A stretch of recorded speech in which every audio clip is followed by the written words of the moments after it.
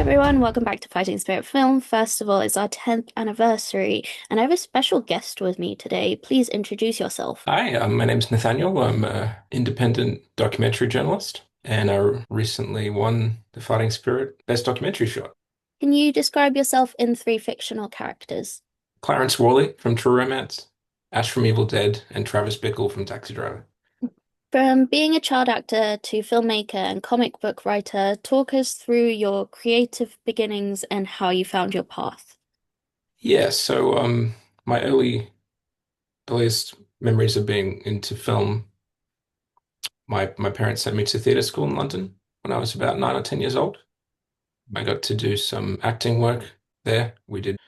It was like regular schoolwork in the mornings, and in the afternoons it would be like dance or drama or singing or things like that. I got to do a scene opposite Christopher Lee in Gorman Cast, and I was an extra in Sleepy Hollow. There's a couple other things. And then later on, I studied film in high school, and then later on, film again in after studies. So it was like a TAFE, they call it in Australia. Mhm. I've heard about TAFE through Kath and Kim. Yeah. When did you join Kapow Comic Book Show, and what was the first thing you worked on for Kapow? So the reason I joined Kapow is I my frustration after film school. I It was very anti-creative. When in high school, when I could do film, I could take the video equipment on the holidays. I could use it whenever I wanted. But when I was at TAFE, everything was very regimented. You had to book things in. Everything had to be approved. The whole class had to approve your script before you could even work on it. So I was kind of a bit defeated after film school, and I decided to write comic books. And after making a few comics, I realized there was not much media to promote Australian comic book artists. So I joined the Kapow team nearly 10 years ago. And my first video was there was a mural for Captain America Civil War, which was written by an art piece based on David Yarden, who's an Australian Marvel Comics artist. How do you define Australian pop culture, and how does Australian pop culture differ from American or British pop culture, in your opinion? I think we still have the same love as the States and the UK. The conventions are still very like copying the American kind of style, but we're slowly starting to have more independent conventions that concentrate more on the artists, which is really great. But unfortunately, the having a smaller population makes it difficult to do a lot of artistic things in Australia, but it's getting a lot better. Speaking of Australian pop culture, Richard Norton, an Australian icon, you made the documentary a tribute to Richard Norton. How did the idea for the documentary come about, and how did you approach him to work on the idea for the documentary? So I have a series on Kapow called Masters of Martial Arts Cinema. And a few years ago, I had the pleasure of interviewing Benny Akitas on there. And because Benny Akitas is friends with Richard Norton, he was at the seminar that he was at. And I said, oh, I'm doing one on Benny. I'd love to do one on you as well. He said, yeah, no problem. And then I think it's a few months later or the following year, he did a seminar in Sydney. And then we went from there. What was he like to work with? Yeah, he was great. He was very easy to talk to. No topic was off limits. He told great stories, everything you could want from a guest. From working on the documentary, what did you learn from Richard Norton? Um, I think his message is also kind of in the story, but it's like when you work in something or when you love something and you keep working on it, eventually things fall into path and you get these opportunities.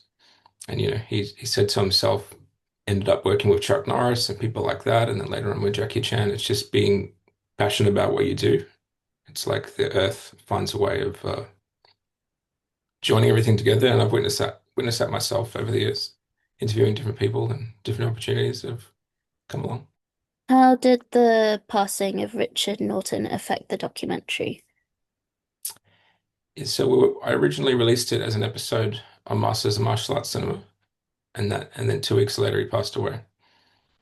Um, I had been working on the video for quite a couple of years. Usually, sometimes if there's an event or like a film tie-in, I release it quicker, but I'd stayed on that one for a while, and he had He had a short coming out, um, Tiger Cup from Marie Tran.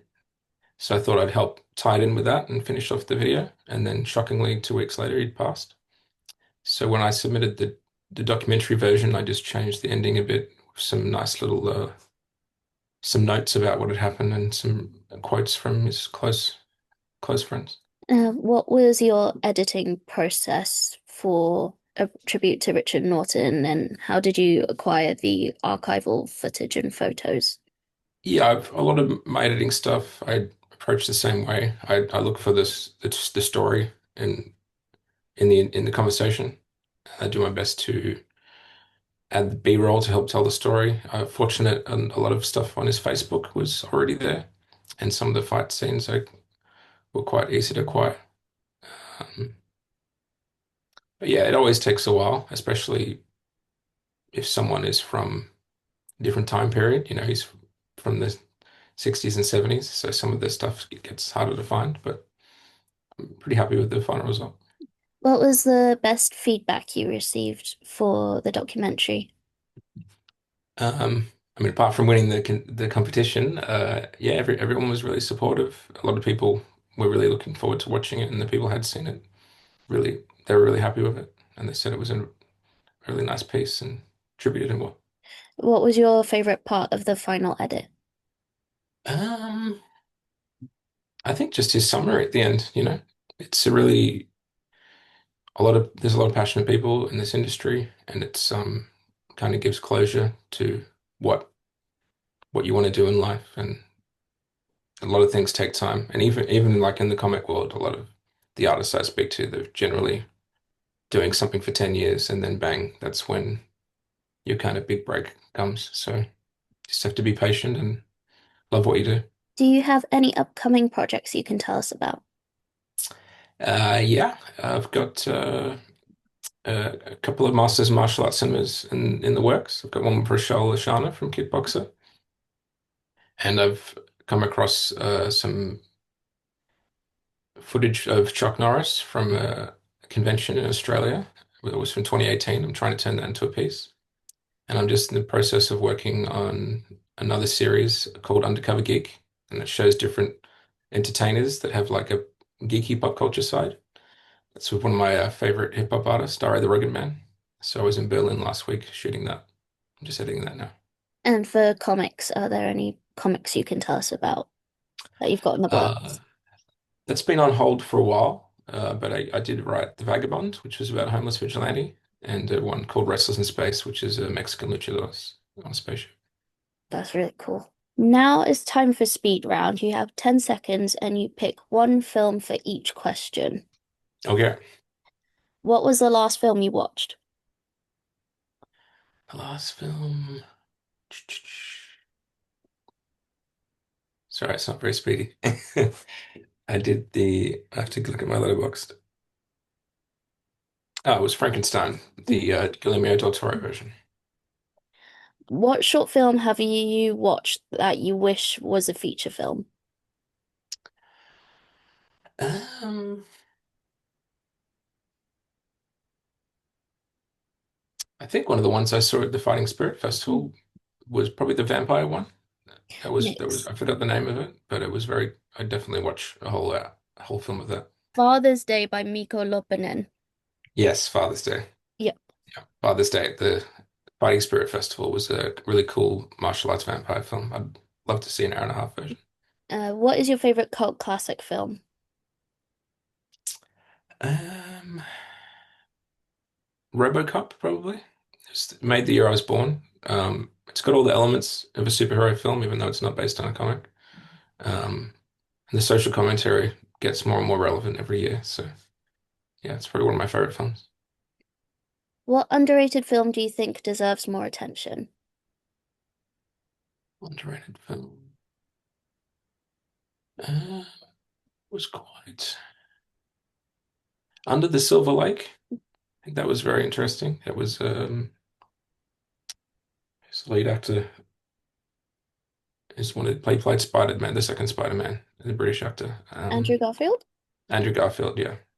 Under the Silver Lake, it's very weird commentary on like the dark side of Hollywood. Mhm. It was very cool. And lastly, which cinematic universe would you like to live in? Uh, Or which comic universe would you like to live in? I don't know. I think it'd be a pretty dangerous place. The Back to the Future universe, I think, would be fun. Oh, thank you for No spending worries. your time with us. I hope you enjoyed it, Thank you. It was a everyone. pleasure. And we can watch your short film on the Kapow YouTube channel, am I correct? Yes, it is back on there. It doesn't have the updated Mhm. ending titles, but it's essentially the same video.